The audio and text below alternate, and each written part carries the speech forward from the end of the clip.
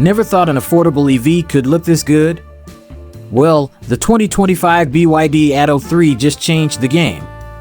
The new Atto 3 is here, and it's not just about the price anymore. This one's packing a whole lot more.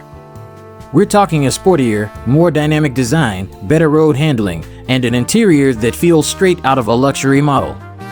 And that's just scratching the surface. But let's get into what's really different about the 2025 model. First up, the exterior. BYD's added what they call the dragon scale design to the D-pillar, giving it a slick, more aggressive look. Plus, upgraded Continental EcoContact 6 tires mean you're getting better grip and road handling, so it's not just all about looks. Inside, they've stepped up the tech game. The new 15.6-inch rotating touchscreen is a big deal. It's faster, clearer, and bigger than before. Whether you're checking maps or controlling the music, it's smooth and responsive. And that black-blue interior?